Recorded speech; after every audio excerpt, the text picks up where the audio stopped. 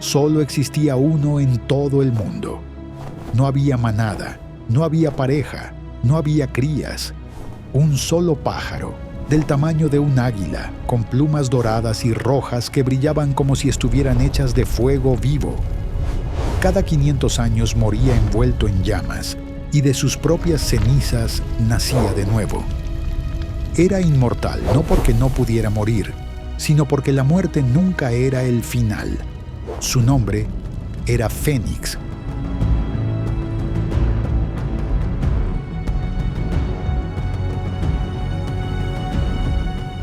El primer registro escrito de esta criatura viene de Heródoto, el historiador griego del siglo V a.C.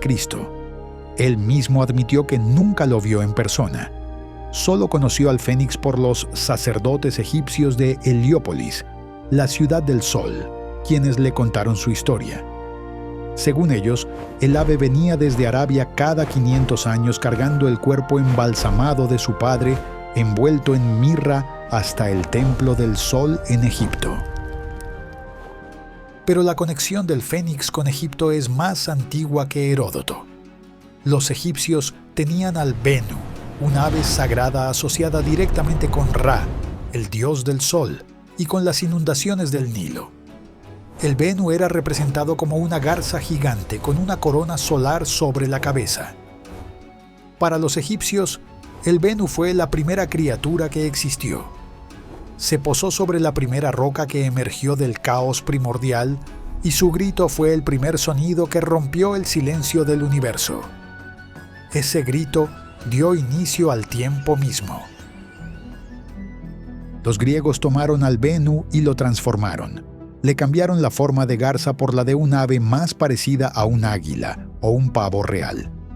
Le dieron plumas de fuego y le añadieron el elemento más famoso de su leyenda: la resurrección a través de las llamas. Las descripciones de cómo lucía varían según quien lo contara, pero hay elementos que se repiten. Heródoto lo describió del tamaño de un águila grande con plumas rojas y doradas. Ovidio en sus Metamorfosis fue más detallado: plumas de oro en el cuello, cuerpo color púrpura, cola azul con plumas rosadas y ojos como 2 zafiros brillantes.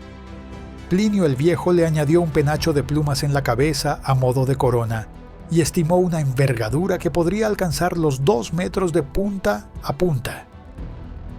Lactancio, poeta romano del siglo IV, escribió que el Fénix tenía un canto tan hermoso que hacía detenerse al propio sol para escucharlo al amanecer. Ahora, a pesar de ser una criatura envuelta en fuego, el Fénix no representaba ningún peligro real. En ninguna fuente antigua ataca a personas, no caza, no destruye ciudades, no protege tesoros. Su fuego era completamente autodestructivo, dirigido únicamente hacia sí mismo durante el proceso de renovación. Comparado con criaturas como la hidra de Lerna que regeneraba cabezas y escupía veneno, o con Tifón que hizo temblar al mismísimo Zeus, el Fénix era prácticamente inofensivo. Su poder no estaba en la destrucción, estaba en algo que ninguna otra criatura del mundo antiguo tenía: la capacidad de vencer a la muerte una y otra vez, indefinidamente. Eso lo hacía único, no temible.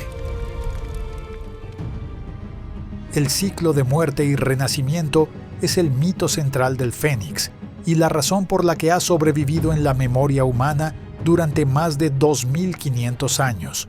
Según Ovidio, cuando el Fénix sentía que su ciclo de vida llegaba al final, volaba hasta las tierras más altas de Arabia o hasta una palmera sagrada. Ahí construía un nido con ramas de canela, incienso, mirra y nardo. Se acostaba sobre ese nido de especias y dejaba que el calor del sol encendiera las ramas aromáticas. Las llamas lo consumían por completo hasta que solo quedaban cenizas. Del centro de esas cenizas nacía un gusano o larva que en 3 días se transformaba en un nuevo fénix joven, idéntico al anterior. Lo primero que hacía el ave recién nacida era recoger las cenizas de su predecesor, envolverlas en un huevo de mirra y volar directamente al templo de Heliópolis en Egipto para depositarlas en el altar del sol. Heródoto contó una versión diferente. Para él no había fuego. El nuevo fénix simplemente nacía en Arabia cuando el viejo moría, y lo primero que hacía era moldear un huevo de mirra lo suficientemente grande para cargar el cuerpo de su padre.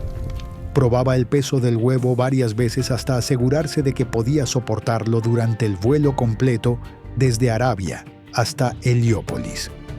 Una vez seguro, emprendía el viaje y depositaba el cuerpo en el Templo del Sol. La versión del fuego, que es la más conocida hoy, fue consolidada por autores romanos posteriores como Ovidio, Plinio y Lactancio. Roma adoptó al fénix con fuerza. Apareció en monedas durante los reinados de Adriano y Constantino. Para los emperadores romanos, el fénix representaba la renovación del imperio, la idea de que Roma podía renacer una y otra vez sin importar cuántas crisis enfrentara. Tácito, el historiador romano, registró que en el año 34 después de Cristo, durante el reinado de Tiberio, corrió el rumor de que el fénix había sido visto en Egipto. Tácito documentó el debate que se generó entre los intelectuales romanos. Algunos decían que era una señal divina. Otros decían que era una ave rara, confundida con la leyenda. Tácito no tomó partido, pero el hecho de que un historiador de su nivel lo registrara demuestra que para Roma el fénix no era un cuento para niños. Era un asunto serio. Y luego llegó el cristianismo. Clemente de Roma, uno de los primeros padres de la Iglesia, usó al fénix en el siglo I como prueba de la resurrección de Cristo. En su primera carta a los Corintios escribió que si un ave podía morir y renacer de sus cenizas, entonces la promesa de Dios de resucitar a los muertos no era algo imposible de creer. A partir de Clemente, el fénix se convirtió en un símbolo cristiano. Aparece en mosaicos de iglesias romanas y bizantinas desde el siglo III. La criatura pasó de ser un ave de la mitología pagana egipcia y griega a convertirse en una representación directa de la vida eterna. De todas las criaturas mitológicas que han existido en la imaginación humana, el fénix es probablemente la que más civilizaciones ha cruzado. Nació en Egipto como el Benu, creció en Grecia con Heródoto, maduró en Roma con Ovidio y Plinio, y terminó en los altares de las iglesias cristianas. Todas esas culturas vieron en la misma criatura exactamente lo mismo. La prueba de que el final nunca es realmente el final.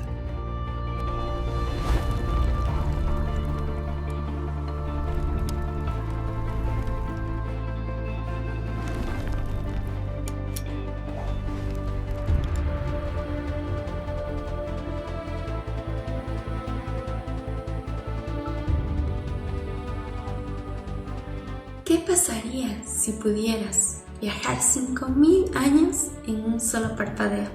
Así nació nuestro fénix, un pájaro rojo que escapó de los templos egipcios y voló sobre los filósofos griegos, posó en monedas romanas y terminó en catacumbas cristianas, todo sin moverse de la pantalla.